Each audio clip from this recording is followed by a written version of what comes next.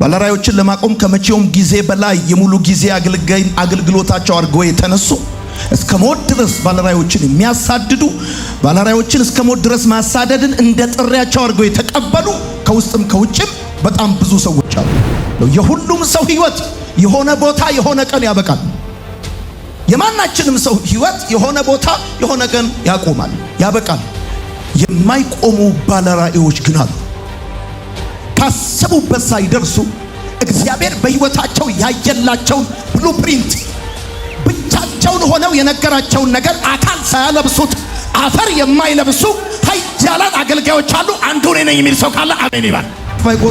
የማይቆሙ ባለራዮች የማይቆሙት ለምን መሰለ? የማያቆም ነገር ስለሌለ ሳይሆን በተስፋ መቁረጥ በራሱ ላይ ተስፋ ስለቆረጡ ነው። የማይቆሙ ባለራዮች አንድ ባህሪ ያላቸው፣ ትኩረታቸው እንቅፋታቸው ላይ ሳይሆን ግባቸው ላይ ነው። ደርስበታለሁ ያሉት ጉዳይ። በኢዮብ መጽሐፍ ምዕራፍ 17 ከቁጥር 1 እስከ 2 እንደዚህ ይላል።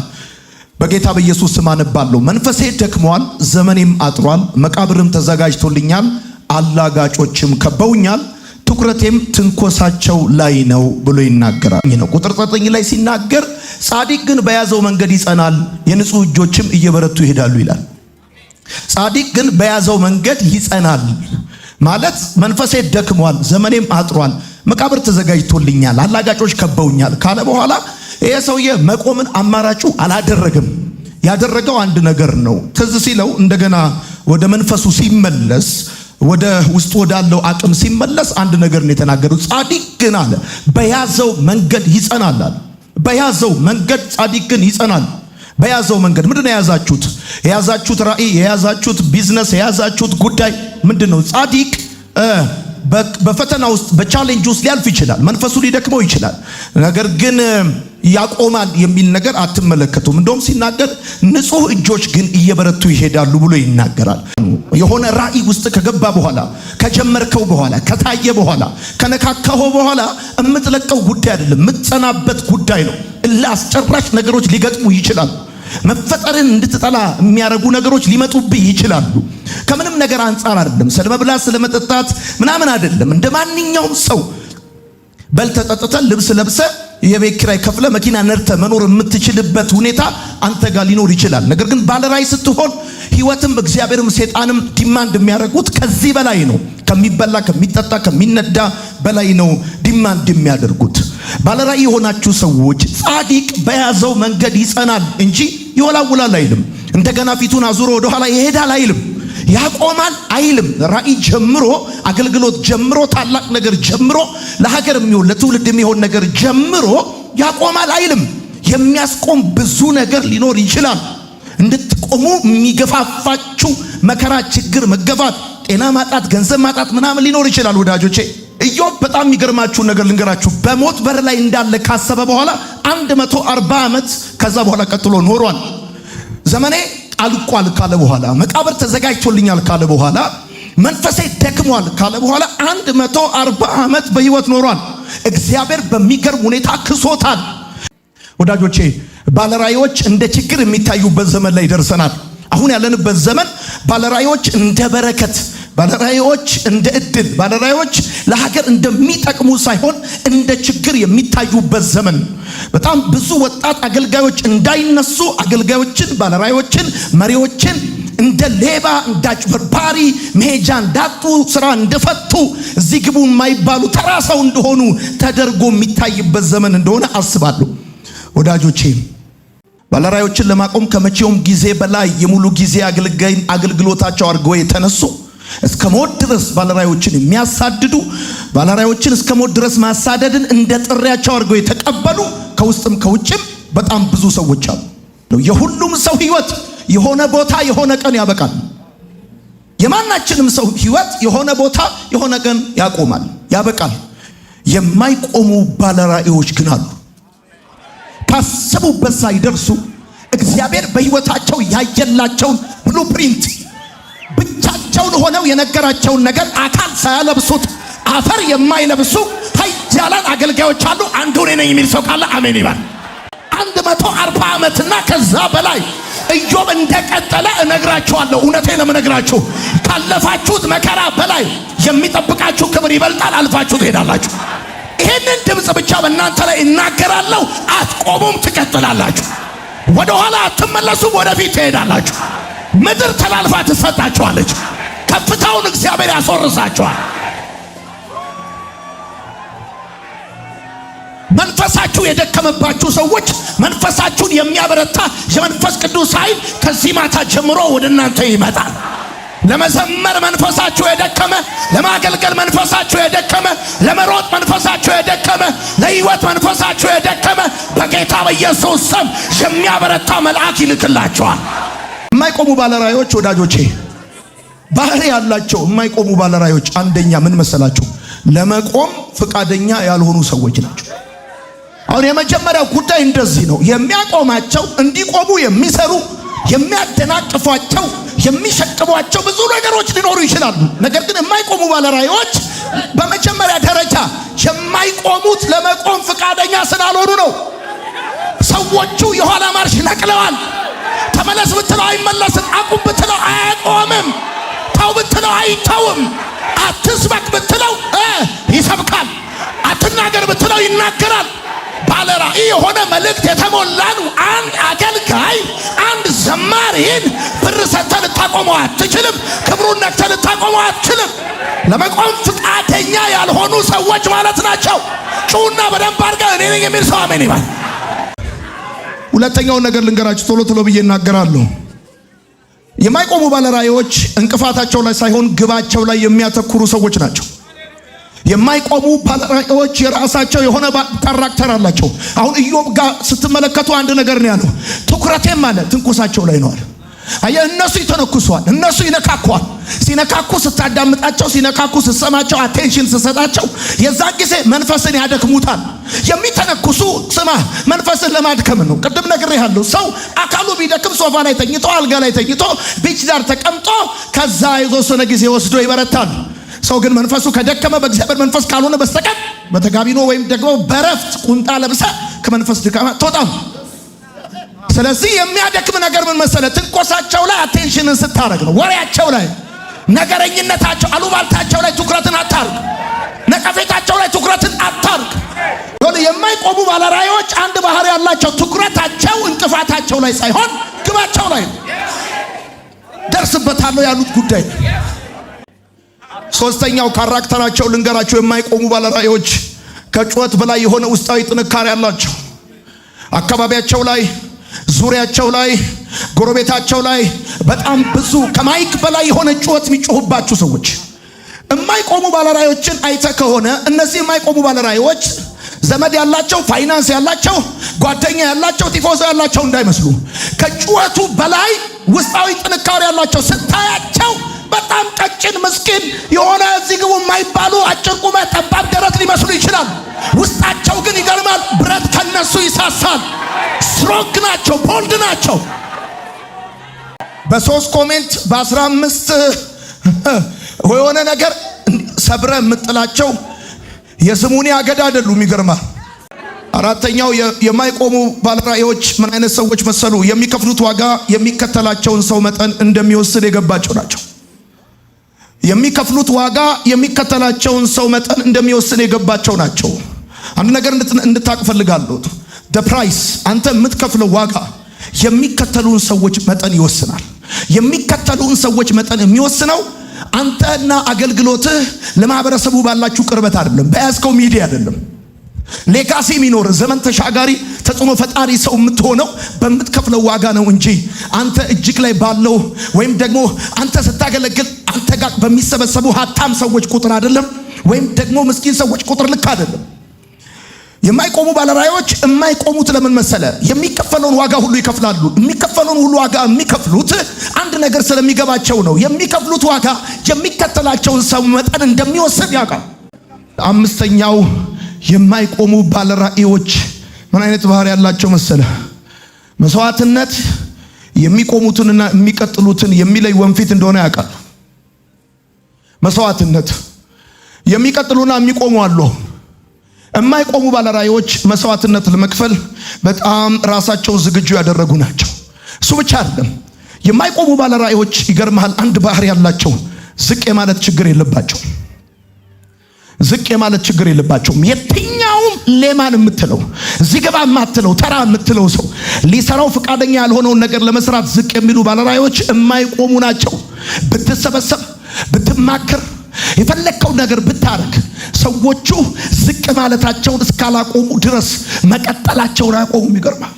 ማንኛውም ሰው ሊሰራ የማይፈልገውን ነገር አንተ ለመስራት ዝቅ ካልክ አትጠራጠር፣ የሚያቆም አይኖርም።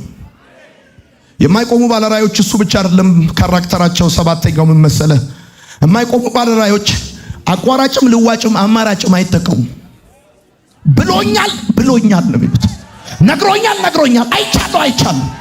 ሌላ የሚመሳሰል ነገር ሲያመጡላቸው ይሄ አይደለም፣ ይሄን አይደለም የነገረኝ፣ ይሄን አይደለም ያለኝ። የማይቆሙ ባለራእዮች ምን አይነት ባህሪ ያላቸው መሰለህ? አቋራጭም ልዋጭም አማራጭም አይጠቀሙም። አገልግሎት አቁምና ሌላ ነገር ስራ እንዲያርግ ብትላቸው ይገርማል። ከተጠሩበት ራእይ ካዩት ህልም ጋር በእግራቸው ይሄዳሉ እንጂ ራእያቸውን አስቀምጠው አንተ ባዘጋጀርላቸው ሰረገላ ላይ አይቀመጡም። ይገርማል። እያበላ እያጠጣ አዳዲስ ልብስ እያለበስካቸው ብታኖራቸው ቁጭ ብሎ አይኖሩልም። ይገርማል። የነሱ እርካታ የነሱ ደስታ ከሚበላና ከሚጠጣ ባለፈ እግዚአብሔር በልጅነታቸው ያኔ በብቸኝነት ገና በወጣትነታቸው በህይወታቸው ሰራለሁ ያለውን ያንን ነገር ለመስራት የጨከኑ ናቸው። አቋራጭ ልዋጭና አማራጭ አይጠቀሙም። በፍጹም እግዚአብሔር ራእይ እንደሰጣችሁ የምታምኑ ሰዎች አቋራጭ ልዋጭና አማራጭ እንዳትጠቀሙ። ስምንተኛው ጉዳይ ምን መሰለህ? ባይቻልም ውስጥ ይቻላልን፣ በጨለማ ውስጥ ብርሃንን፣ በፍርስራሽ ውስጥ ከተማን የማየት አቅም አላቸው። የማይቆሙ ባለራእዮች እንደዚህ ናቸው። አይቻልም በሚባልበት ዘመን ይቻላልን ያሉ፣ ጨለማ ነው በሚባልበት ዘመን ብርሃንን ያሉ፣ ፍርስራሽ ነው በምትልበት ሁኔታ ውስጥ ከተማ ነው ያሉ። ዘጠነኛው ምን መሰለህ? የማይቆሙ ባለራእዮች በተስፋ መቁረጥ ላይ ተስፋ የቆረጡ ናቸው። በቃ ዘንድሮ ፈተናው በዝቶባቸዋል፣ ቻሌንጁ በዝቶባቸዋል እና እነዚህና እነዛ የመሳሰሉ ነገሮች መተውባቸዋል ብለህ ልታስቆማቸው ብትሞክር፣ ተስፋ ልታስቆርጣቸው ብትሞክር፣ እነሱ በተስፋ መቁረጥ በራሱ ላይ ተስፋ የቆረጡ ስለሆኑ ቢወድቁም ተስፋ አይቆርጡም፣ ቢገፉም ተስፋ አይቆርጡም። የማይቆሙ ባለራእዮች የማይቆሙት ለምን መሰለህ? የማያቆም ነገር ስለሌለ ሳይሆን በተስፋ መቁረጥ በራሱ ላይ ተስፋ ስለቆረጡ ነው። የማይቆሙ ባለራእዮች ተግዳሮት የሌለባቸው ሰዎች አይደሉም። ተፈቶ እንደተለቀቀ ውሃ ግድብን እንደሚጥስ እግዚአብሔር አምላክ በዚህ ዓመት ከጠበቃችሁት ሌቭል በላይ ያስጥሳችኋል። እውነቴን ነው የምነግራችሁ። በአዳኝ እጅ እንዳለ ቀስት ሲወረወር ግቡ ላይ ሄዶ እንደሚሰካ ከእግዚአብሔር እጅ ዘንድሮ ትወነጨፋላችሁ። አሜን ነው። ከሁሉ በላይ የማይቆሙ ባለራእዮች ምን አይነት ካራክተር አላቸው መሰለ? በራሳቸው በራእያቸው ላይ ትልቅ እምነት አላቸው። ወዳጄ በጣም ከባዱ ነገር የሌሎች ሰዎችን አገልግሎት መቀበል አይደለም፣ የራስን አገልግሎት መቀበል ነው። ከባዱ ነገር ሌሎች እንደተጠሩ ማመን አይደለም፣ አንተ እንደተጠራ ማመን ነው። ከባዱ ነገር እግዚአብሔር በሌሎች እንደሚሰራ ማመን አይደለም፣ እግዚአብሔር በአንተ እንደሚሰራ ማመን ነው። በአንተ በትንሹ፣ በአንተ በምስኪኑ፣ በአንተ እዚህ ግባ በማትባል፣ በአንተ ብዙ ውድቀትና መነሳትን ባሳልፍ፣ በአንተ ከተማን ሊገነባ አገርን ሊቀይር የሚችል ነገር እግዚአብሔር እንዳስቀመጠ ማመን ነው የሚከብደው። በነ ቦኬና በነ ቤኒሂን ወይም ደግሞ በነ ቢሊግራም እግዚአብሔር እንደሰራ በነ ቄስ በሊና በነ ዶክተር ቶሎሳ እዚህ ሀገር በምታውቃቸው ትልልቅ ሰዎች አማካኝነት እግዚአብሔር እንደሚሰራ አምኖ መቀበል አይደለም ከባዱ ነገር። ሰፈር ላይ ምንም ያክል ጫት ይዘህ በምትታወቅ ባንተ ብዙ ውድቀቶችን ባሳለፍክ ባንተ እግዚአብሔር ራእይ እንደሰጠ አምኖ መቀበል ትልቁ እምነት። የማይቆሙ ባለራእዮች ትልቁ ባህሪያቸው ልንገርህ። አንተ አመንክም አላመንክም፣ ተቀበልካቸውም አልተቀበልካቸውም፣ እነሱ እግዚአብሔር በውስጣቸው ባስቀመጠው ጸጋ ላይ እምነት አላቸው። በውስጣቸው ያለውን ራእይ ተቀብለውታል። ሰዎች ይቀበሉኝ ብለህ አትጨቃጨቅ። አንተ እግዚአብሔር የሰጠን ራእይ ከተቀበልከው ይበቃል። ባለራእይ ነህ። ሁሌ እየተገረምክ አታሳልፍም። እየተንከራተትክ የምታልፍባቸው ጊዜያቶች አሉ። ሁሌ ድል ብቻ አይደለም ኪሳራም ይኖራል። ሁሌ መልስ ብቻ አይደለም ጥያቄም ይኖራል። የባለራእይ ህይወት ይገርምሃል፣ መውጣትና መውረድ አለበት። በቃ ደስታና ሐዘን አለበት። ሁሌ ሳቅ፣ ሁሌ ደስታ፣ ሁሌ ፌስታ የለበትም። ሁሌ ተቀባይነት የለም። ጳውሎስ የሆነ ከተማ ሰዎች ይቀበሉታል፣ የሆነ ከተማ ሰዎች ይቃወሙታል። የሆነ ከተማ ሰዎች ተሰብስበው ይሰሙታል፣ ሌላ ከተማ ሰዎች ተሰብስበው ይወግሩታል። ስለዚህ wherever you go ሰዎች አጨብጭበው እንዲቀበሉ መጠበቅ የለብህም። አፕ ኤንድ ዳውን ሊኖር እንደሚችል ማወቅ አለ። መውጣት አለ፣ በባለ ራእይ ህይወት ውስጥ መውረድ አለ። ራሱ ልትኖር ትችላለህ። ይሄ ማለት አልተጠራህም ማለት አለ። ይሄ የባለ ራእይ ወጉ ነው። ወግ ማረግ ታውቃለህ? የባለ ራእይ ወግ ማረጉ ይሄ ነው። ይገርማል። እናንተ ባለ ራእዮች ከሆናችሁ ባለ ራእይ 7 ደረጃዎች አሉት። አንድ ባለ ራእይ 7 ደረጃዎች አሉት። ላበረታታችሁ ፈልጋለሁ። በጣም ኢንካሬጅ ላረጋችሁ ፈልጋለሁ። ሴት አገልጋዮች፣ ወንድ አገልጋዮች 7 የባለ ራእይነት ደረጃዎች አሉቸው። የመጀመሪያው የመቀበል ደረጃ ነው። ራእዩን የመቀበል አንደርስታንድ የማድረግ ኢንተርናላይዝ የማድረግ ከራሳችሁ ጋር የማዋሃድ እንደተጠራችሁ ዲዘር የምታረጉበት የመቀበል ደረጃ ነው። ሁለተኛው ደረጃ ደግሞ የመደበቅ ደረጃ ነው።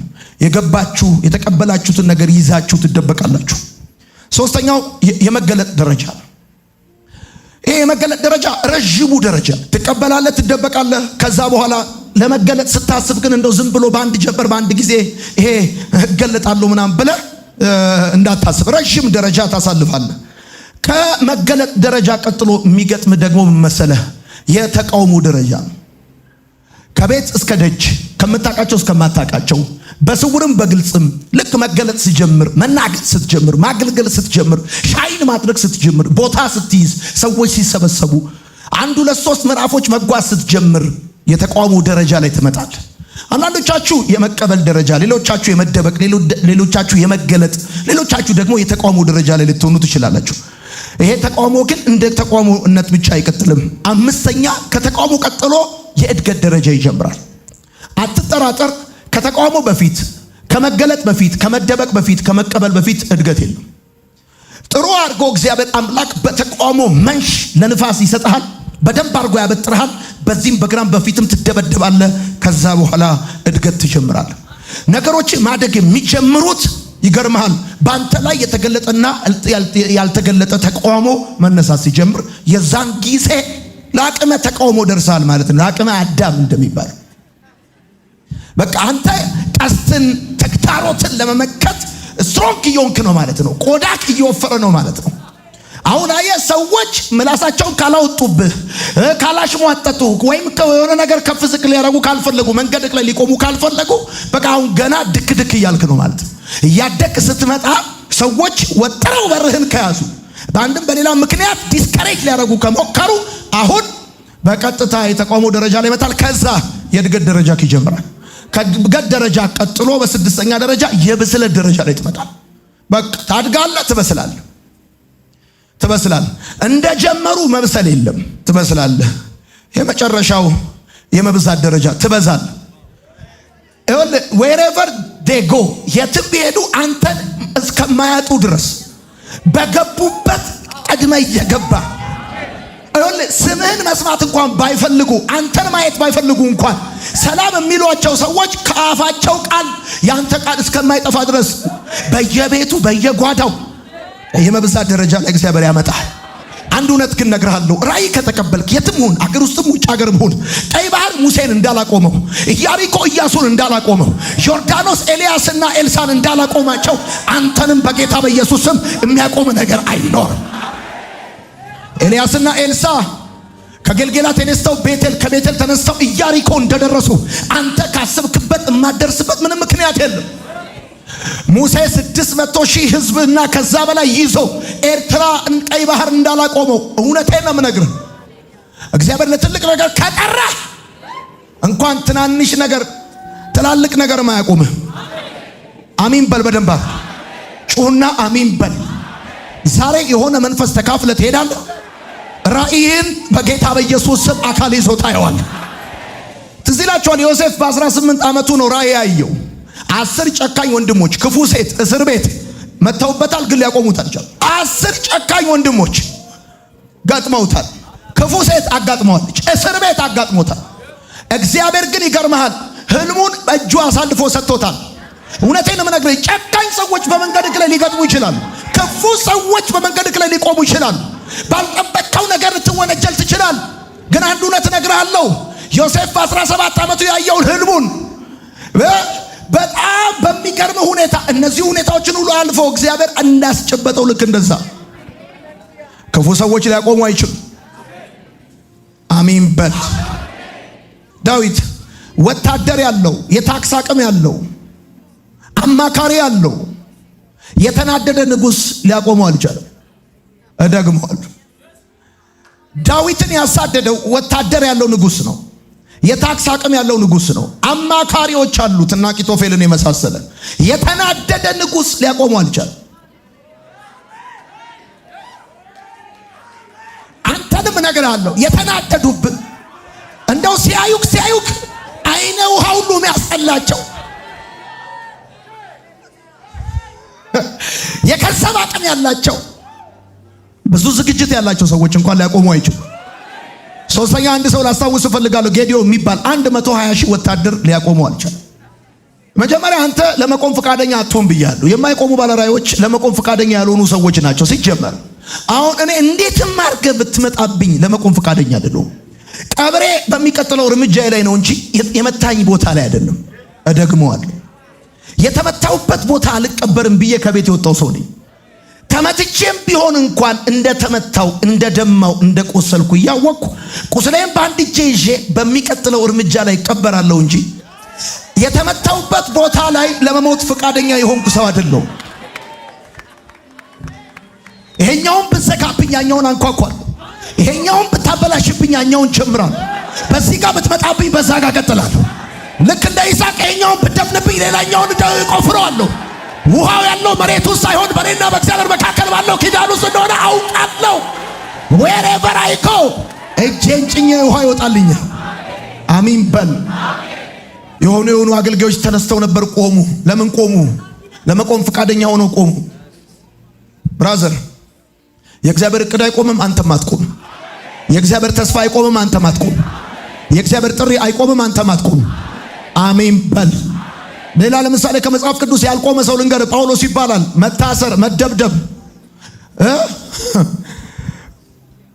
መታሰር፣ መገረፍ፣ አደጋ ሊያቆመው አልቻለም። እሱ ብቻ ነው። ኢየሱስን አይተዋል። ሰይጣን ሊያቆመው አልቻለም። ክፉ ሰዎች፣ የወዳጅ ክዳት ሊያቆመው አልቻለም። አሁን አንዳንድ አገልጋይ፣ አንዳንድ ጥሪ፣ አንዳንድ ራእይ ያለበት ሰው ወዳጆቼ ከዱኝ ብሎ አቁሟል። ጥግ ይዟል። ብራዘር፣ እንኳን አንተ የተከተልከው ጌታ እንኳን የወዳጅ ክዳት አጋጥሞታል። ክፉ ሰዎች አጋጥሞታል። ጠላት ሰይጣን አጋጥሞታል። ግን ሊያቆሙት አልቻለም። የመጣበትን ዓላማ አሳክቶ ነው የሄደው። ባለራእይ የሆናችሁ ሰዎች በደንብ አድርጋችሁ ስሙኝ። እዚህም ቤት ከዚህም ቤት ውጭ ያላችሁ ባለራእዮች በመንገዳቸው ላይ 3 ሰዎች ያጋጥሟቸዋል።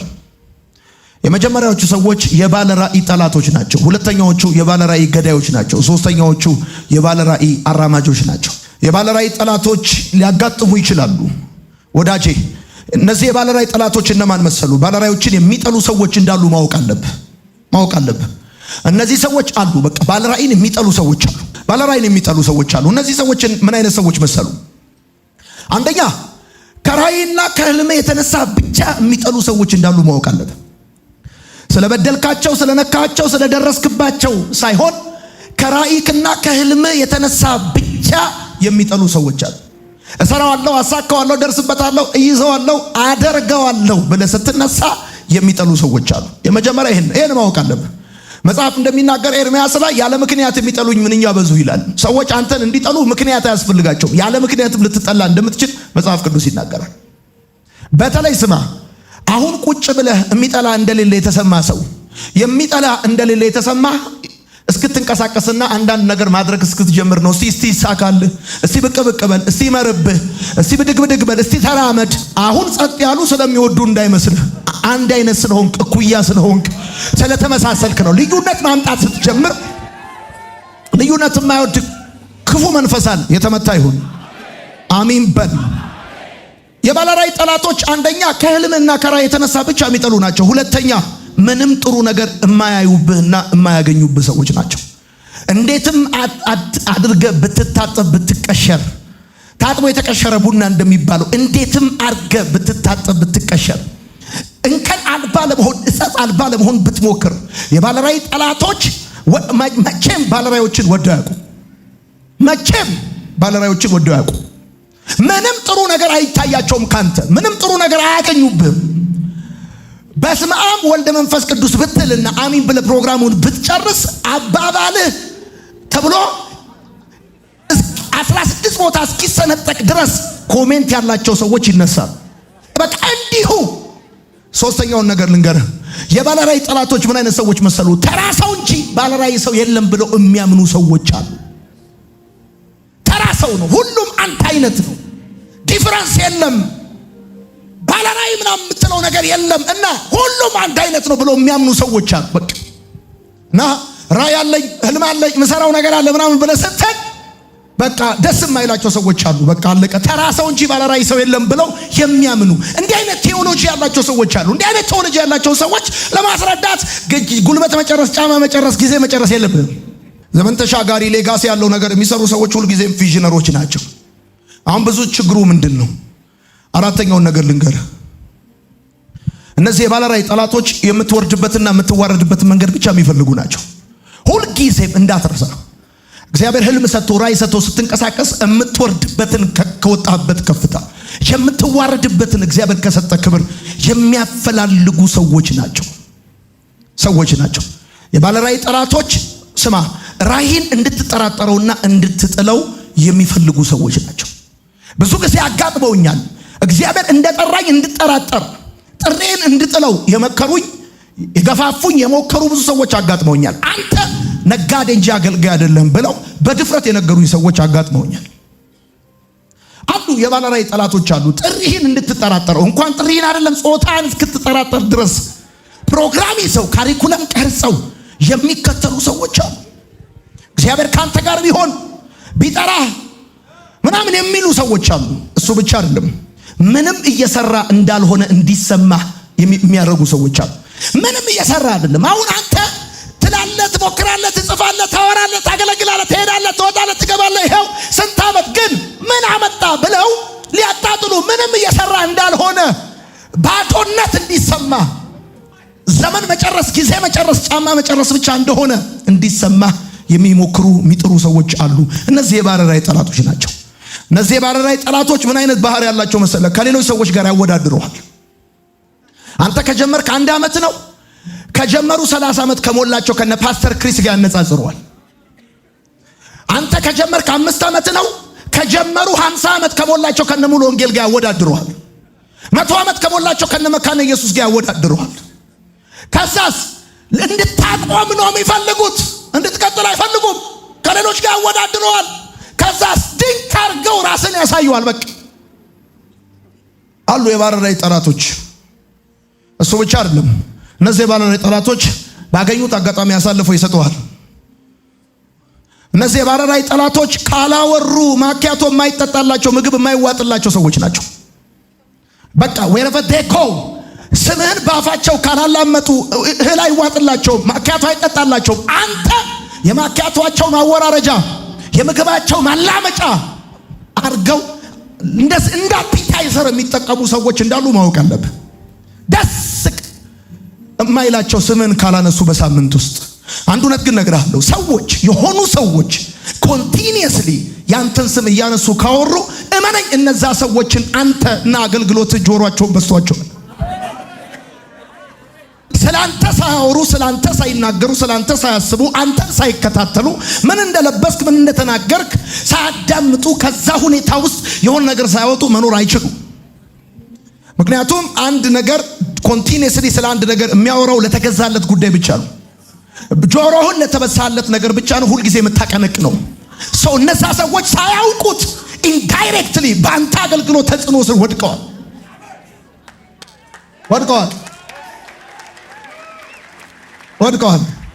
ስለዚህ ስለሚያወሩብህ ሰዎች አትጨነቅ ወዳጄ። እነዚህ ባለራዕይ የሚጠሉ ሰዎች የባለራዕይ ጠላቶች አሉ። እነዚህ የባለራዕይ ጠላቶች ወዳጆቼ ለሃይማኖት የቀኑ ለእውነት የተቆረቆሩ አርገው ራሳቸውን ማቅረብ ይችሉበታል። አንዱ ካራክተራቸው ይሄ ነው። በጣም ለሃይማኖታቸው ቀናተኛ ለእውነት የቆረጡ አርገው ራሳቸውን ያቀርባሉ።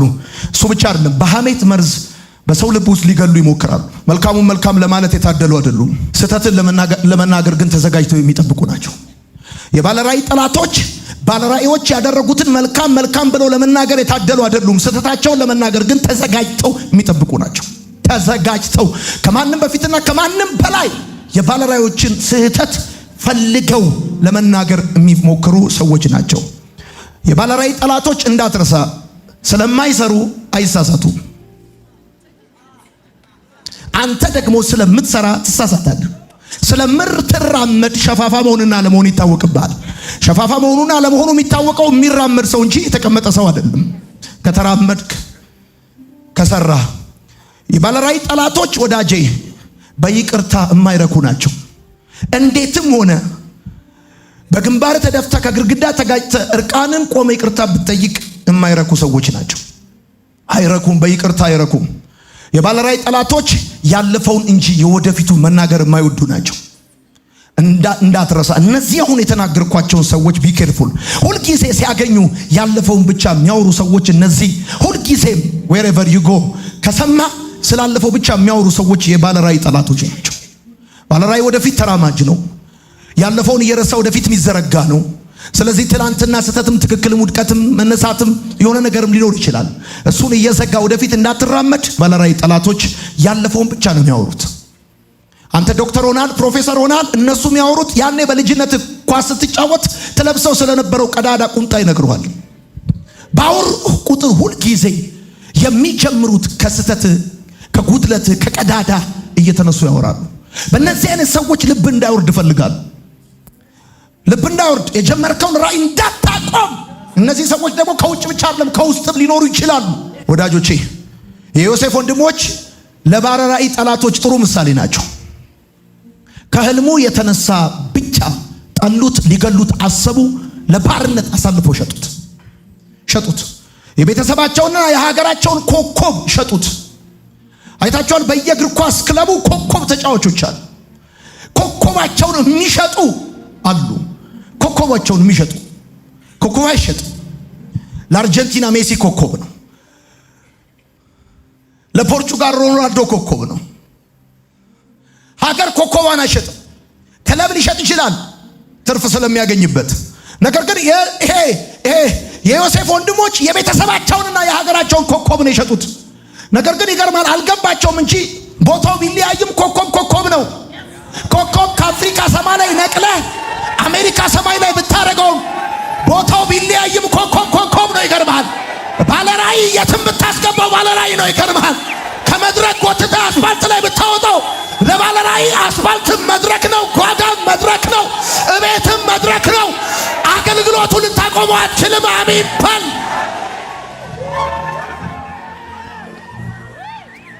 ባለራዕይ የሆነን ሰው ማይኩን ብትቀማው ትችላለህ።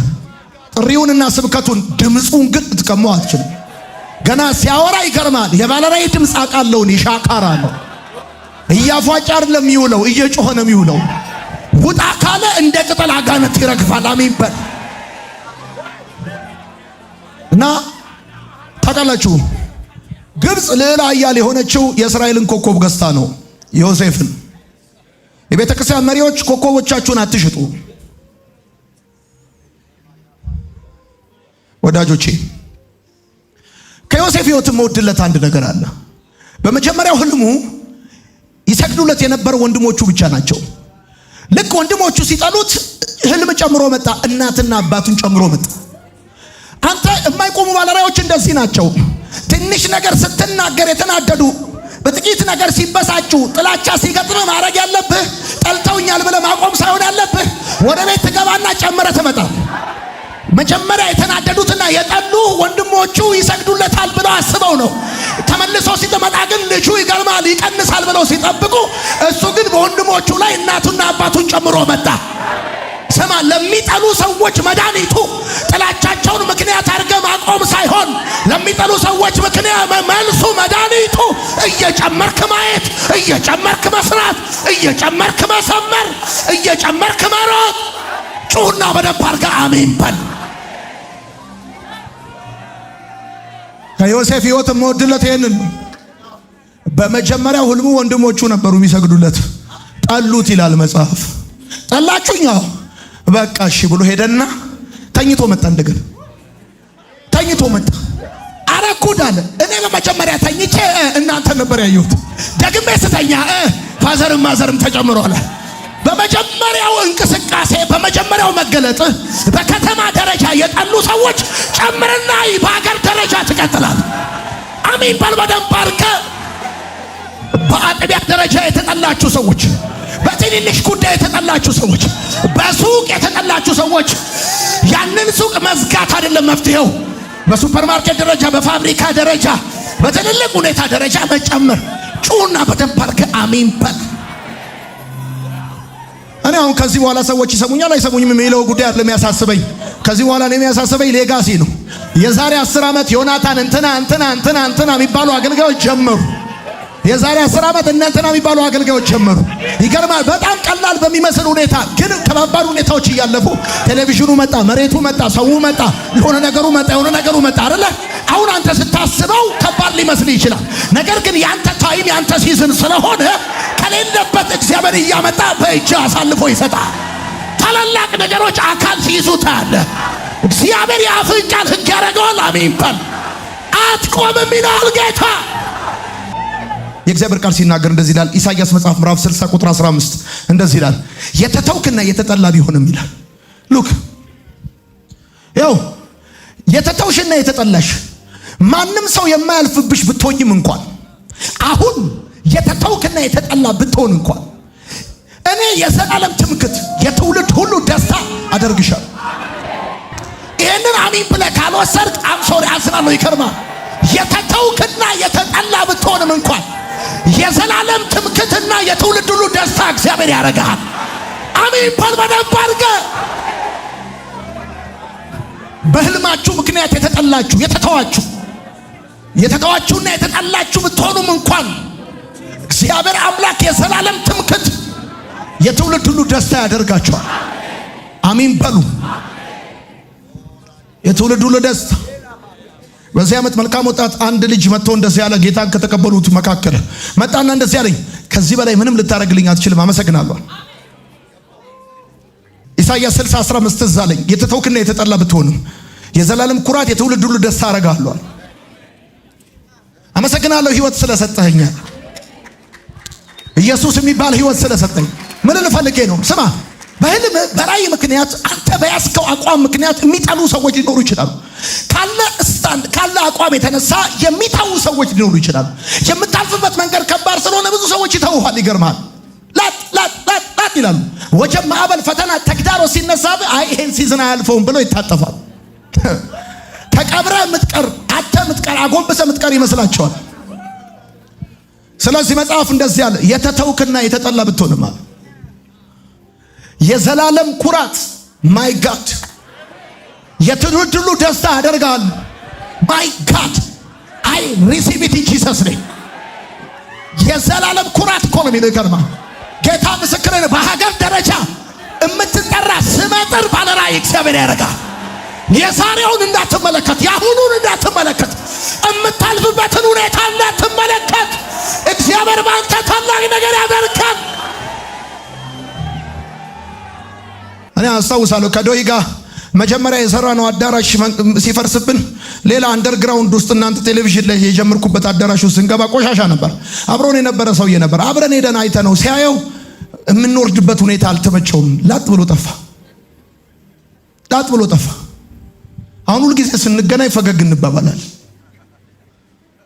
የሆነ ሲዝን ላይ ትተዋለህ። ባለራዕይ እንደዛ ነው። ባይዘወይ የባለራዕይ ወግ ማረግ ሲባል ታውቃለህ? ወግ ማረግ አየው። ሰርግ ታውቃለህ? ሙሽራ ታውቃለህ? የባለራዕይ ወግ ማረጉ ሱፍና ከረባቱ ምን መሰለህ? መተውና መጠላት ነው። እደግመዋለሁ። የባለራዕይ ሱፍና ከረባቱ መተውና መጠላት።